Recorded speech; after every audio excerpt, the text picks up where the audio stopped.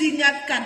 Bagaimana kita mengasihi Tuhan dengan perilaku kita, dengan cara pandang kita, bagaimana kita berdoa dan kita berusaha.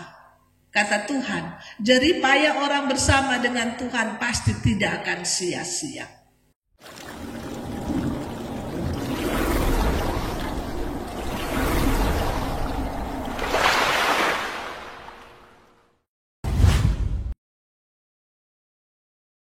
Shalom.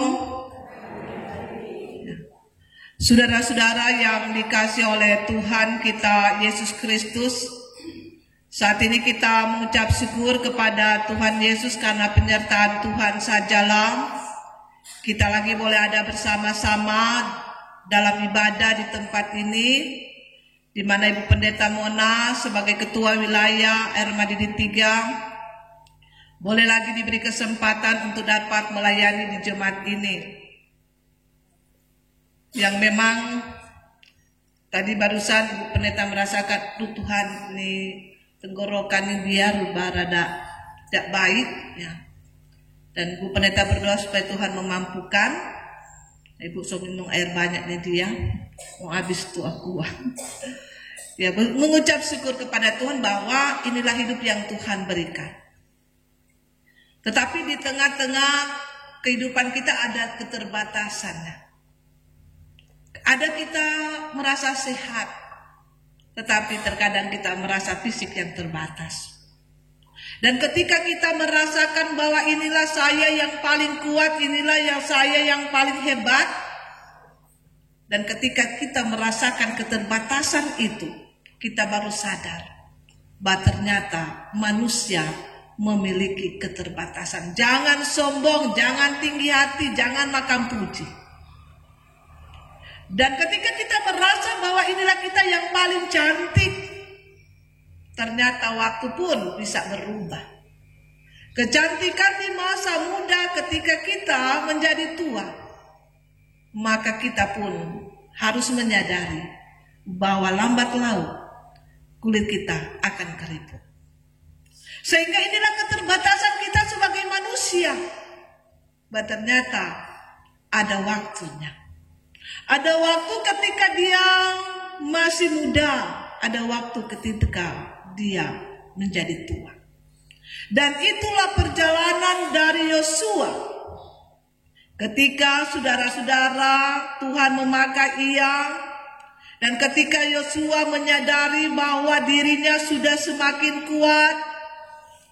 Dia tahu bahwa dengan kekuatan itu dia harus memuliakan Tuhan. Semakin kuat, semakin dia merasakan bahwa dia terberkati. Tetapi di saat dia tua, ada yang harus dia tinggalkan kepada generasi muda. Bahwa ini adalah waktu umat Tuhan untuk menikmati kondisi rasa aman itu.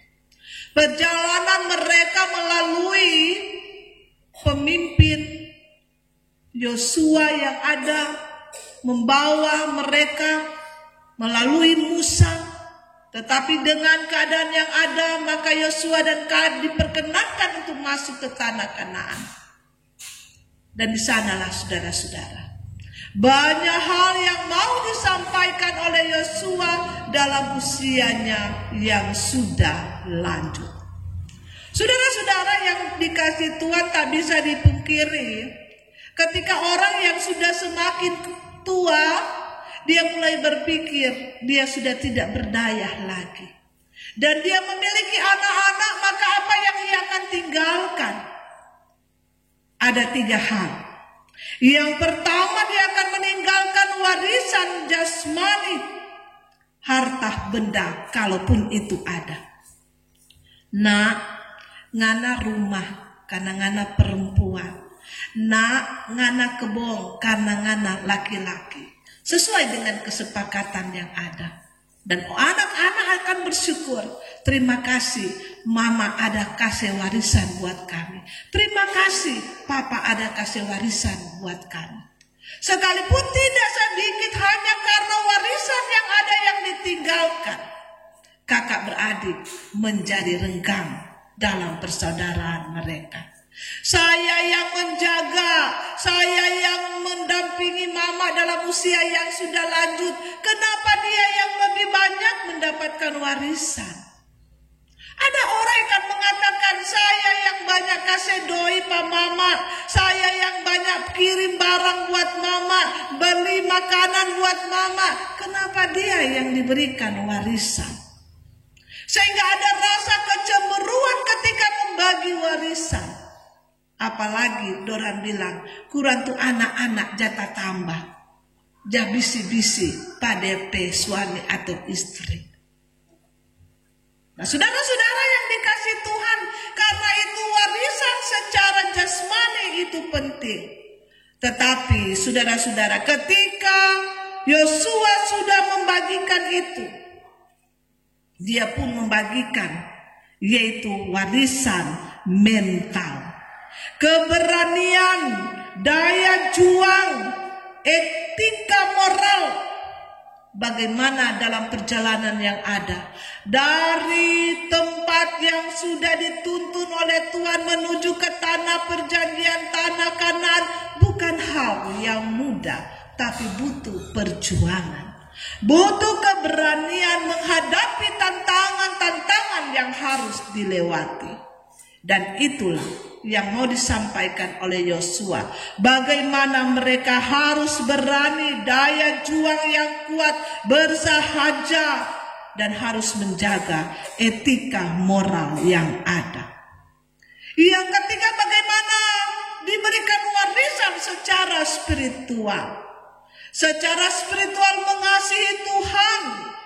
Karena saudara-saudara, bukan hal yang mudah ketika mereka berada di tanah perjanjian, tanah Kanaan yang penuh dengan susu dan madu, tetapi di sana dikenal dengan tanah kafir, orang-orang yang menyembah kepada berhala, orang-orang yang tidak mengenal Tuhan, orang yang mengandalkan bahwa inilah kami yang paling hebat.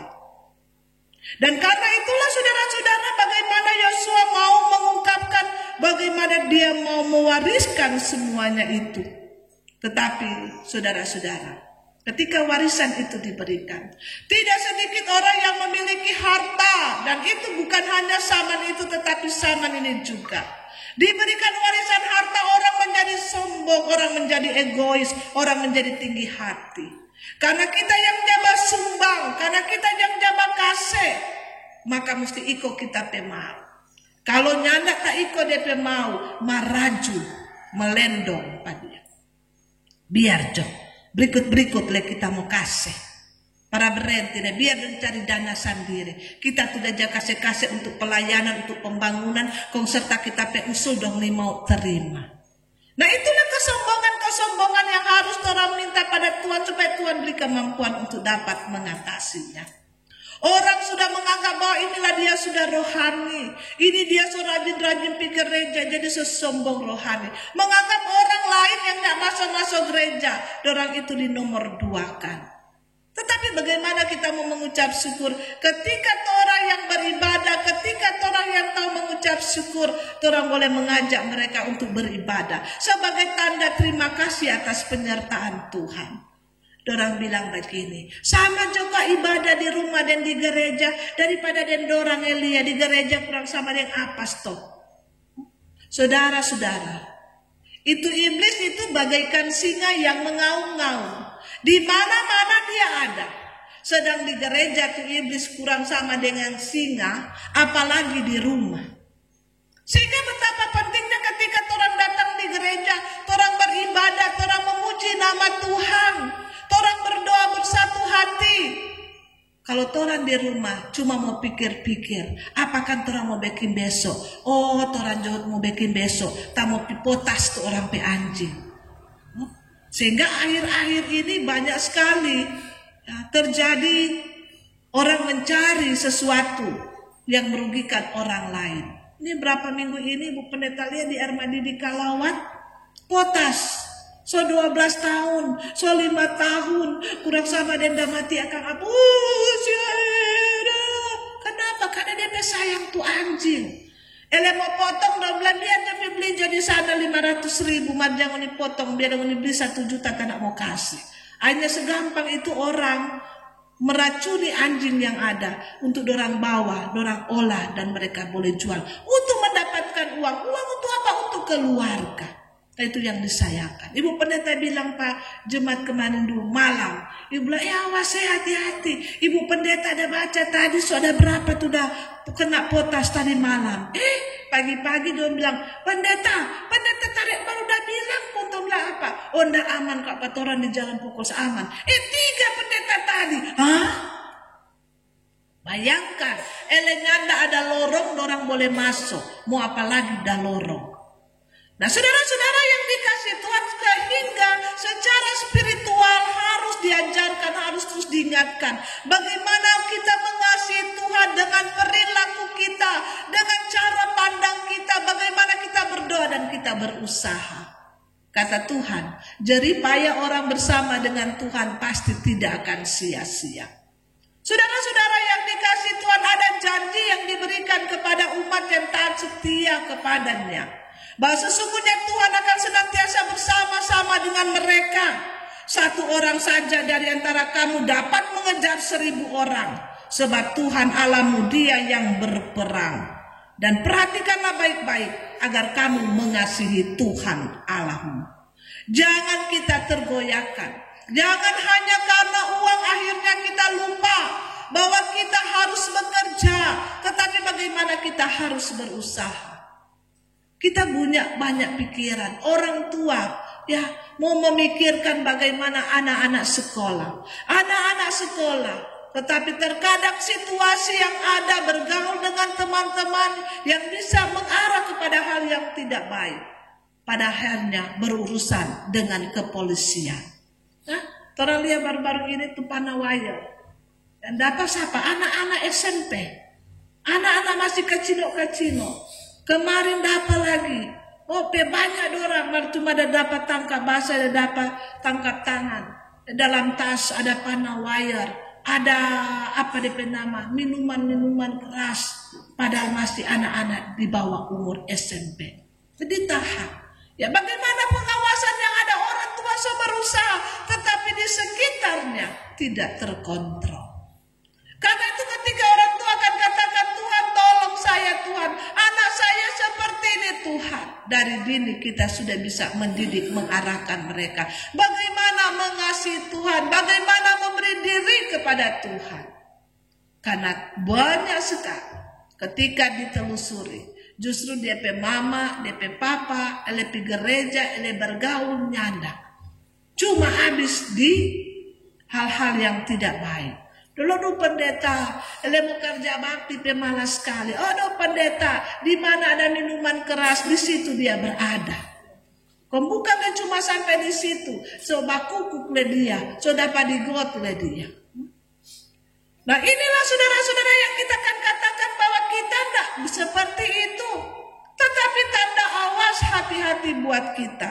Bahwa di sana saudara-saudara banyak sekali tawaran yang menyenangkan tapi bisa saja menyesatkan. Penyembahan berhala bukan nanti mau bikin patung sama dengan orang-orang kafir di kanan ada penyembahan Artemis dan sebagainya. Tetapi ada penyembahan masa kini.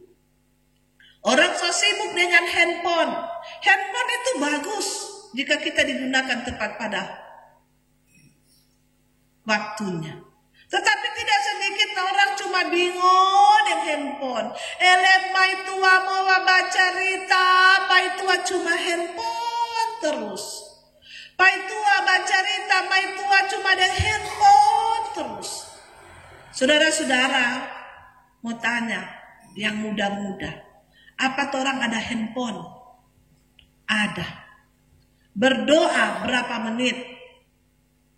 5 menit, 3 menit.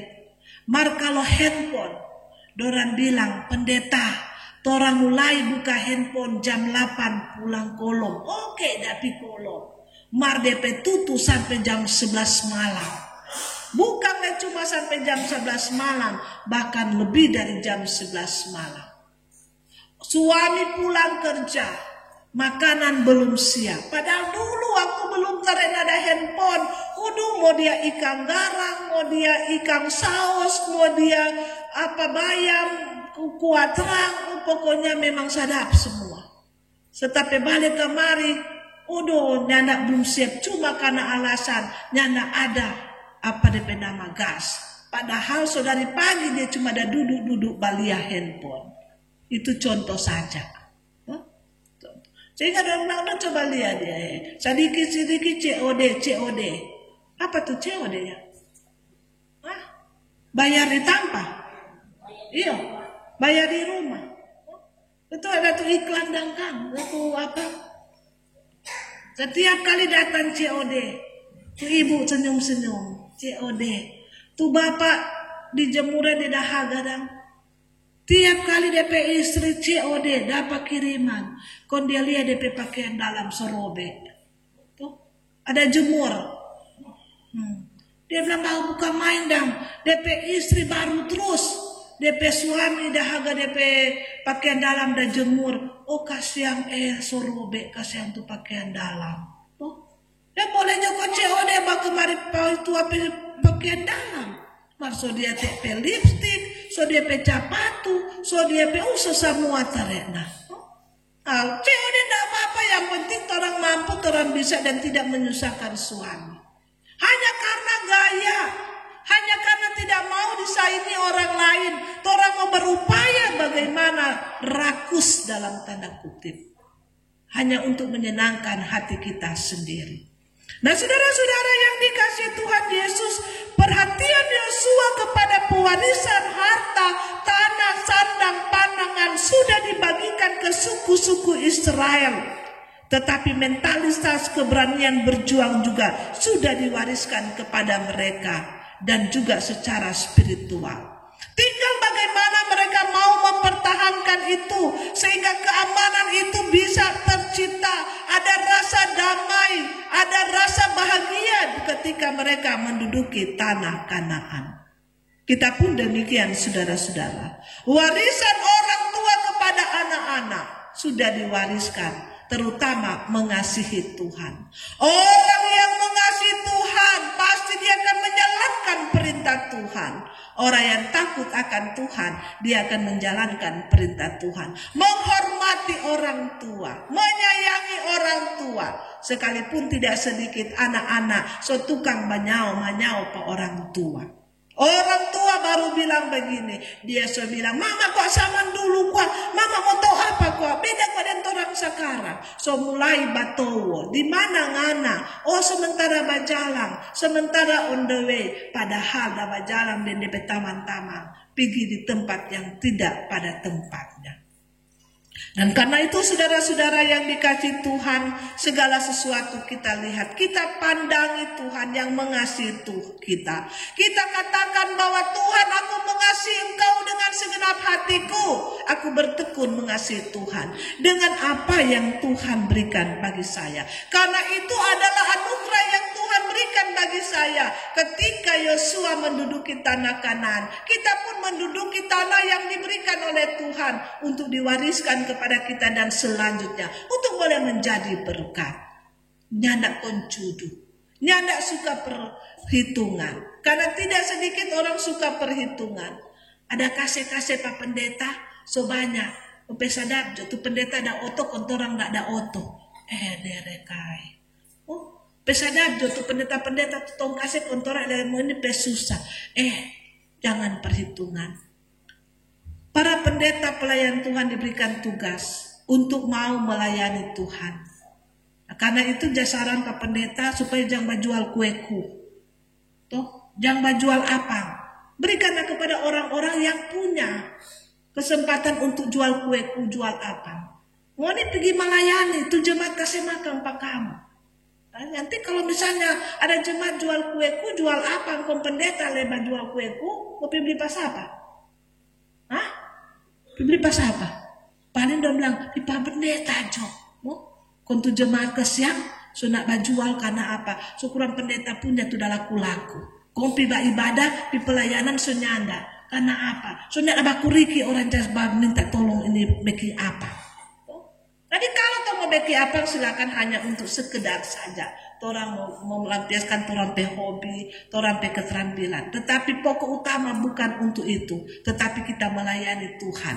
Karena jemaat yang mengasihi pendeta, dia akan penuh perhatian kepada pendeta pelayan Tuhan yang ada. Dan itu terbukti jemaat yang ada di Maranatha ini. Tadi Bu Pendeta bilang bukan pujian tapi ini kenyataan. So dari tahun ke tahun, puluhan tahun Ibu Pendeta tahu ini Maranatha ini. Baiknya jemaat Pelsus luar biasa. Situ Ibu Pendeta aja ulang-ulang dari dulu. Coba perhatikan. Tuh Ibu Pendeta ketua wilayah. Jadi Ibu Pendeta aja tahu ini jemaat ini. Ya, pendeta mana kalau ada acara HUT kondong tidak datang. Kecuali mungkin sakit. Maka kalau dorang ada kegiatan, dorang mau tunda demi untuk Maranatha. Karena terkenal Maranatha ini nyandak pelit, nyandak kikir. Bukan berarti Bukit Sion kikir, nyandak Nanti Ibu Pendeta mau bilang di sana Maranatha. Di sana ulang baik-baik. Nah, jadi ini kelebihan yang dimiliki oleh jemaat Maranatha yang tidak bisa diambil, dirampas oleh siapapun. Itu ketulusan hati untuk memberi, untuk berbagi. Dan bukan hanya untuk pendeta saja, tetapi sesama kita manusia. Selama kita hidup di dunia ini, marilah kita membagi kepada orang-orang yang membutuhkan, terutama dengan saudara-saudara kita, tetangga kita. Sehingga ketika kapan Tuhan mengambil nafas hidup kita, harta bisa hilang, segala bisa hilang, tetapi nama kita tidak akan hilang. Karena kita membawa nama yang baik, yang akan terus dikenang sampai kapanpun. Baku-baku baik, baku-baku sayang, baku-baku bantu, mengasihi Tuhan dengan penuh ketulusan hati. Tuhan memberkati kita sekarang sampai selama-lamanya. Amin. Pujian